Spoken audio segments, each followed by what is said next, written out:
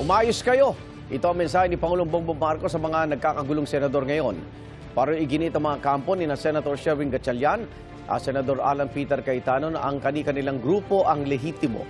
Nagkatensyon pa sa Senado kahapon habang papasok sa session hall ang ilang senador at resource person sa Blue Ribbon Committee hearing ng Cayetano Block.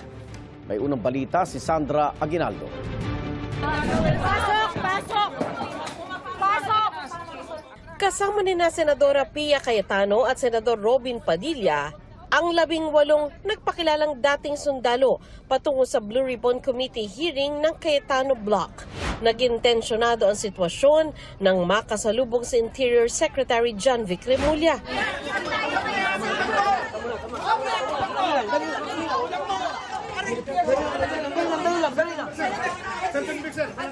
Sa huli, nakapasok ng session hall ang grupo ni Cayetano para ituloy ang pagdinig. Nagulat na lang ako na nakita ko doon si Secretary John Vic Remulla. Tinaharang ako. I never thought the day would come that somebody would prevent me from entering the Senate. Itinanggi ni Remulla na sinusubukan niyang harangin si Cayetano. No, makita nyo naman wala akong kasama. Tignan nyo lahat ng video, ako lang mag-isa. Palabas na talaga ako. Palabas umano siya noon nang biglang makasalubong ang grupo ni Padilla at ng ex-Marines. Nag-usap lang kami ni Senator Win. Palabas na ako. Pagkita ko, isang dilubyong tao dumadating papunta sa akin eh. Kung hindi ko protect ang sarili ko, sa may pintuan na yun eh. Madadagadan ako. Nasa Senado raw si Remulla para tumulong sa kaayusan sa labas ng Senado dahil sa mga rally. Nakipag-ugnayan din daw siya dahil ipinatatawag ng Cayetano Block ang dating DPWH engineer na si Bryce Hernandez na nasa ilalim ng kustodiya ng BJMP na nasa ilalim naman ng opisina ni Remulla. There was a summon of the Sandigan Bayan para i-produce si Bryce Hernandez dito. Ang nag-order yung old Blue Ribbon Committee.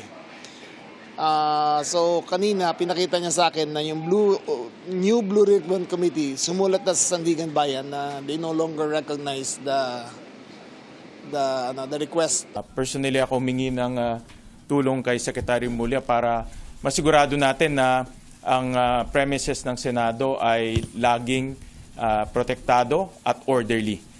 Tinawag ng Gatchalian Block na bogus, unofficial at unauthorized ang pagdinig ng grupo ni Cayetano.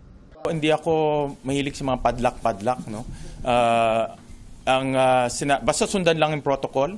So ibig sabihin may mga protocols tayo for security, no? For example, kung walang hearing, di walang resource persons, no?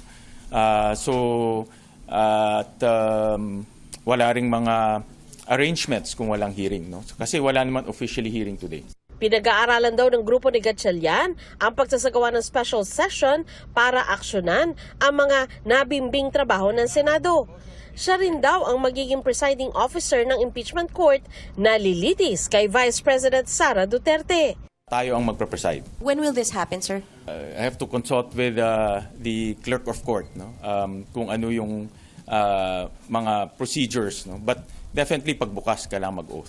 Plano rin daw niya makipag-ayos sa grupo ni Cayetano.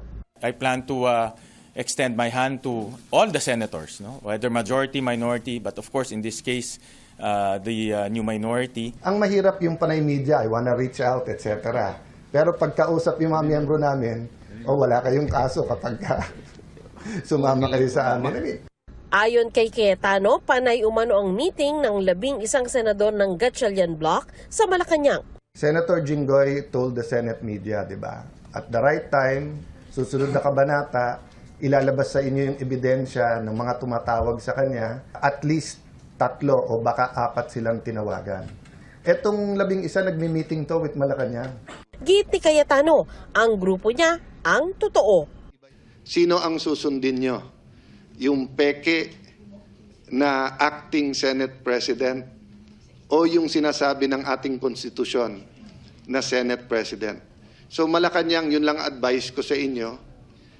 Hintayin nyo na maka-13, tawagin nyo yung special session. Ipinarating naman ni Yusek Claire Castro ang mensahe ng Pangulo sa mga senador.